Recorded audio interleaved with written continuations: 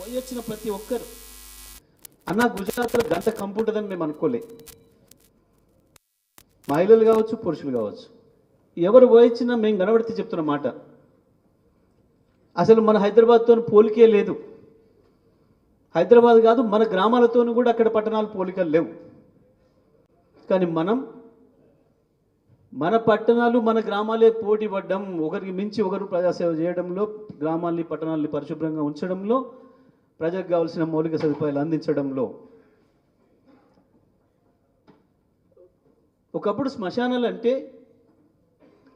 అవేవో అంటరానివి, మనం పోకూడనివి, మనిషి తొందరగా ఎట్లా పారేసి ఎట్లా బయటపడితే బాగుండి ఇక్కడి నుంచి ఉంటే మనం కూడా పోతామేమో అన్న భావన.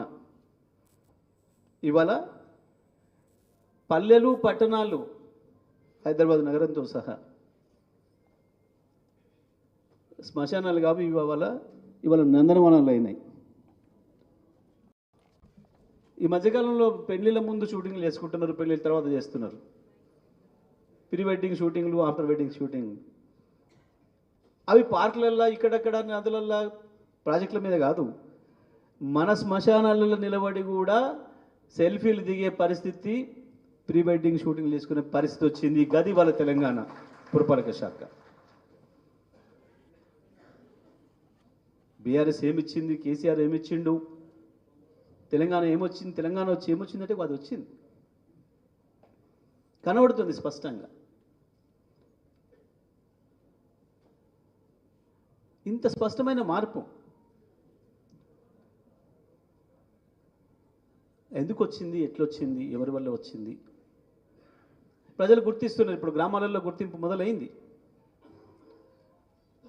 పట్టణాలలో మీరు చేసిన సేవ కూడా మామూలుది కాదు. ఒక రకంగా చెప్పాలంటే ఈ గత టర్మ్లో చేసిన సర్పంచ్లు కావచ్చు, మున్సిపల్ కౌన్సిలర్లు, చైర్మన్లు కావచ్చు, ఒక రకంగా చెప్పాలంటే మీరు అదృష్టవంతులు. ఇంత సేవ చేద్దామన్నా చేసే అవకాశం రాదు అన్నిసార్లు జీవితంలో. సర్పంచులు ప్రారంభంలో కొంచెం వేష్టపడ్డారు. అరే మాకు గిన్ని పనులు పెట్టాను, సారు చట్టం ఇంత స్ట్రిక్ట్గా అమలు చేస్తున్నాడు, ఇటువంటి చట్టం తెచ్చాను, చాలా కఠినంగా ఉన్నది అన్న భావన ఉండే. కానీ కొద్ది రోజుల్లోనే అలవాటు పడ్డారు పనికి, అద్భుతమైన ఫలితాలు తెచ్చారు ఒక్కొక్క సర్పంచ్. ఇవాళ చాలా సంతృప్తిగా ఉన్నారు. సార్ నిజమే, పదవి అందరికీ వస్తుంది పోతుంది, అన్నిసార్లు వస్తాయి పోతాయి, కానీ ఈ పదవితోని శాశ్వతమైన జ్ఞాపకాలను పెట్టుకునే అవకాశం మాకు వచ్చింది. ఇక్కడ నేను పెట్టిన చెట్టు ఇది ఇంకా 50 ఏళ్ళ తర్వాత కూడా మా మనోళ్ళు, మా మనోరాన్లో ఇది మా తాత పెట్టింది, ఇది మా అమ్మమ్మ పెట్టింది సర్పంచ్గా ఉండి అని చెప్పుకొని గర్వపడి దాని ఫలితాన్ని పొందే సందర్భం వస్తుంది. అది చాలు మాకు, ఆ సంతృప్తి చాలు. ఒక ప్రజాప్రతినిధిగా శాశ్వతంగా ప్రజలు గుర్తుపెట్టుకునే సేవ చేసే ఒక అవకాశమే చాలు మాకు. ఇది మేము ముందు అనుకోలేదు. ఇంత గొప్ప అవకాశం వచ్చింది అంటే అది కేసీఆర్ గారి వల్ల వచ్చింది అనే మాటను ఇవాళ చాలామంది గుర్తు చేసుకుంటున్నారు.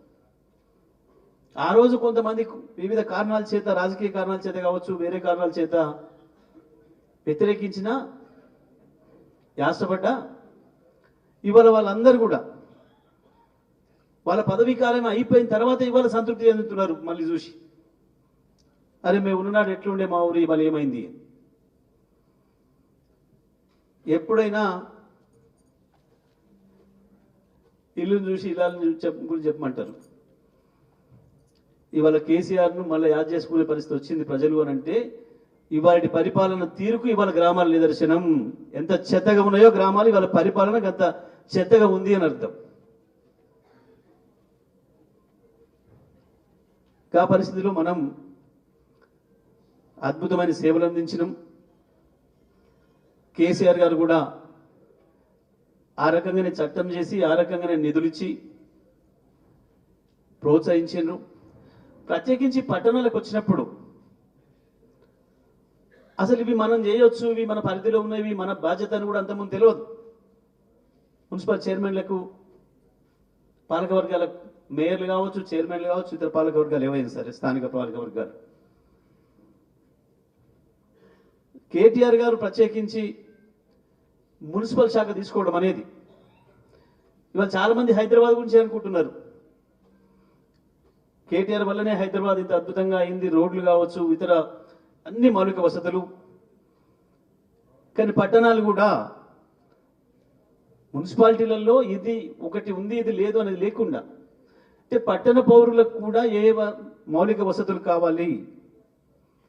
పట్టణ పౌరులు సుఖంగా సంతోషంగా జీవించాలంటే, ఆరోగ్యవంతంగా ఉండాలి అంటే ఏముండాలి అనేది ప్రపంచవ్యాప్తంగా అనేక దేశాలు చూసిన వాడిగా, అభివృద్ధి చెందిన దేశాలు చూసి వచ్చిన వాడిగా తనకున్న అనుభవాన్ని మొత్తం మనకిచ్చి, తెలంగాణ ప్రజలకిచ్చి, మున్సిపల్ శాఖ వారి దగ్గర ఉండడంతోనే ప్రతిదీ కూడా, ఓపెన్ జిమ్లు కూడా, పార్కులు కావచ్చు, శ్మశానాలు కావచ్చు, ఓపెన్ జిమ్లు కావచ్చు, ప్రత్యేకించి మీరు ఎక్కడ కూడా లేవు. భారతదేశంలో ఏ మున్సిపాలిటీలు కూడా ఇంతగా పట్టించుకొని చేసినవి లేవు. అవి ఎటువంటివి కావచ్చు, అవి బీజేపీ ప్రభుత్వాలు కావచ్చు, కమ్యూనిస్ట్ ప్రభుత్వాలు కావచ్చు. ఇక కాంగ్రెస్ ప్రభుత్వానికి అయితే అసలు ఎప్పటికీ ఉండదు, కాంగ్రెస్ నాయకులకి ఎన్నడూ కూడా రాదు. అది ఆ ఆలోచన వచ్చే అవకాశం కూడా లేదు. కాంగ్రెస్ పార్టీ ఇంకా 1000 ఏళ్ళు బతికినా ఇంత గొప్ప ఆలోచనలు వచ్చే అవకాశం లేదు, వాళ్ళకి రావు. వాళ్ళ నేపథ్యమే అది కాదు. ఇవాళ అంత గొప్ప పద్ధతుల్లో పట్టణాలని అభివృద్ధి చేసే దాంట్లో భాగస్వాములై కేసీఆర్ గారి ఆలోచనలను, కేటీఆర్ గారు ఇచ్చిన కార్యాచరణను మనస్ఫూర్తిగా తీసుకొని మీ పట్టణాలు మీ సొంత ఇల్లులాగా భావించి ఇంత అద్భుతంగా అభివృద్ధి చేసి తెలంగాణ రాష్ట్రానికి అనేక అవార్డులు, జాతీయంగా చూస్తే మనం చూసినాం, గ్రామ పంచాయతీలు తీసుకున్నా, మున్సిపాలిటీలు తీసుకున్నా, 1 నుంచి 10 వస్తే అన్ని తెలంగాణకే వస్తున్నాయి. భారతదేశం ఇంకో రాష్ట్రం పేరు వినబట్టట్లేదని చెప్పి 20కి పెంచితే కూడా 20లో కూడా 18, 19, 17 అన్ని మనకే వచ్చి 100 లెక్క పెడితే కూడా 1 నుంచి 40 తెలంగాణకే వచ్చే పరిస్థితి వచ్చింది అంటే అది తప్పకుండా మీ అందరి కృషి ఫలితం.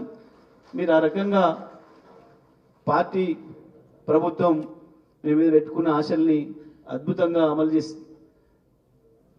మంచి పేరు తీసుకొచ్చినందుకు ఈరోజు మీరందరూ కూడా పదవి విరమణ చేసే సమయంలో మీ అందరితో మాట్లాడాలని